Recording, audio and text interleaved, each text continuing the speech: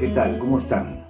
Vamos a comenzar hoy el estudio dirigido de la carta a los romanos, donde habíamos dejado la vez pasada.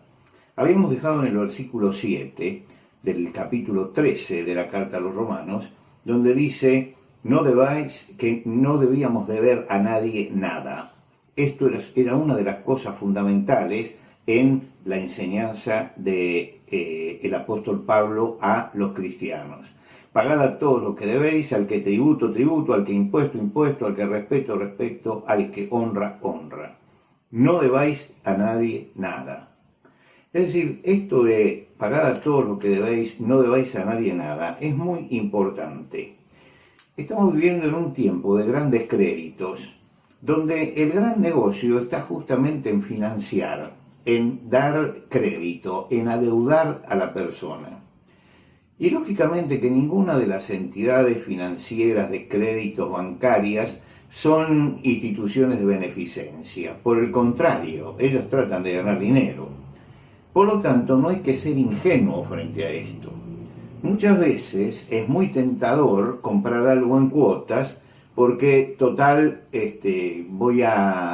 no voy a sentir que lo estoy pagando, pero lo está pagando a lo mejor un 50%, un 100% más de lo que realmente cuesta. El cristiano tendría que tener una disciplina económica que lo lleve a utilizar únicamente los créditos cuando las deudas superan las posibilidades de adquirir un bien que necesitamos. Cuando vamos a comprar una casa, cuando vamos a comprar un automóvil, hoy tener una casa es importante y tener un automóvil también, entonces podemos tomar un crédito. Pero no tomemos crédito en aquellas cosas que podemos pagarlas esperando un tiempo, porque nos vamos a endeudar y siempre que nos endeudamos entramos en tensión. La palabra de Dios aconseja no deber a nadie nada.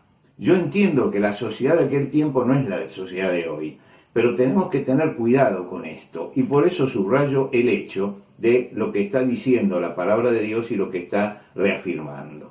Pero dice que hay una deuda, tenemos que tener todas nuestras deudas pagas, pero que hay una deuda que nunca vamos a satisfacer. Es una deuda que nunca vamos a terminar de pagar. No debáis a nadie más nada, quiere decir que de dinero no voy a tener ninguna deuda, porque voy a pagar todo lo que debo.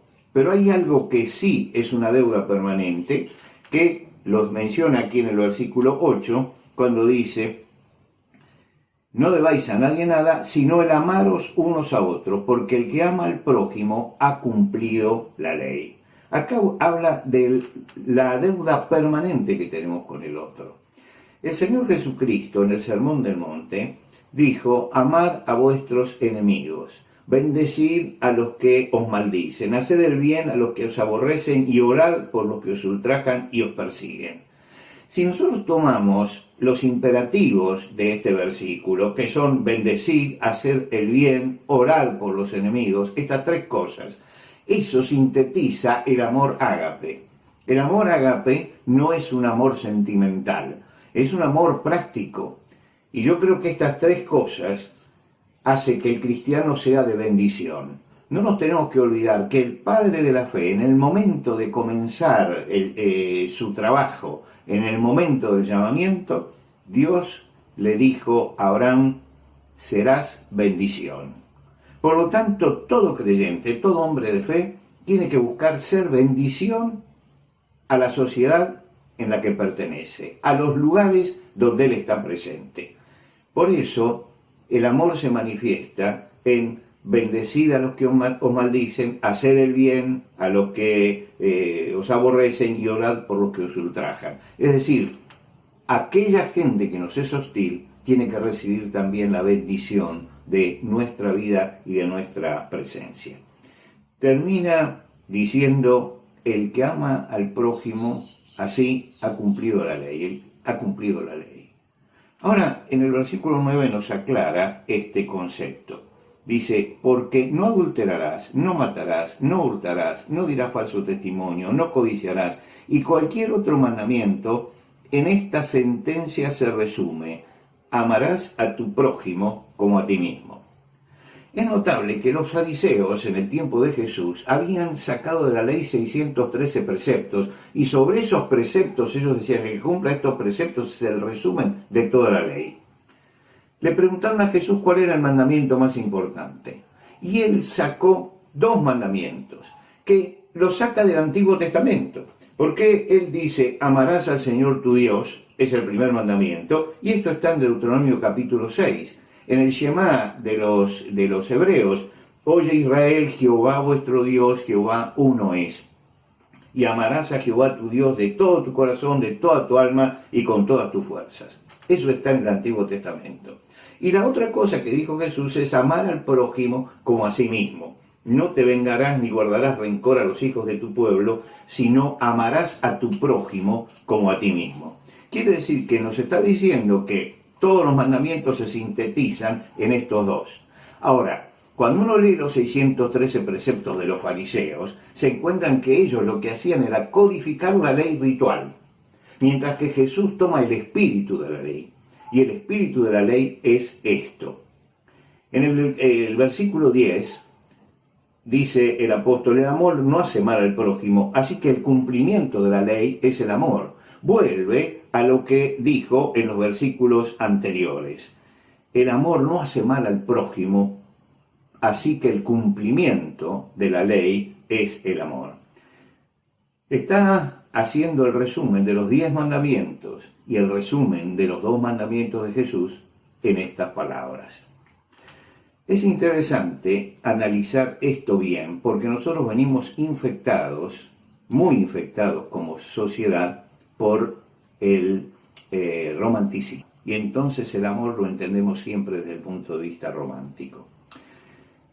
Agustín de Hipona explica esto en su comentario a la primera epístola de Juan. Y él tiene una frase que la han sacado de contexto y que muchos la repiten para dar rienda suelta a su amor romántico y también a sus apetitos, que es: ama y haz lo que quieras. Ama y haz lo que quieras. Claro, si yo la tomo aislada de todo lo que dice, parecería que es la puerta abierta de que si amo, entonces puedo destruir a mi familia porque amo a otra mujer, Todos sabemos cómo se puede usar esto en nuestra sociedad de hoy. Pero en el contexto en el que habla Agustín, él dice que, por ejemplo, y él pone este ejemplo: un padre castiga a su hijo. Un padre castiga a su hijo. Y ese mismo padre adula a su esclavo. Dice: ¿qué es mejor? ¿Qué queremos recibir? ¿El castigo o la adulación? Ahora, todos sabemos que el castigo del hijo es para corrección, y la adulación al esclavo es para que trabaje mejor y para explotarlo más. Él dice: lo que hay que buscar es el espíritu de esto. El padre, al reprender, usa amor. Y cuando él adula al esclavo, no lo está amando, lo está explotando. Y entonces él termina diciendo, y lo voy a leer literalmente: ama y haz lo que quieras. Si callas, calla por amor. Si hablas, hablas por amor. Si corriges, corriges por amor. Si perdonas, perdonas por amor. Ten en el fondo del corazón la raíz del amor, porque de esa raíz no pueden hacer más que el bien.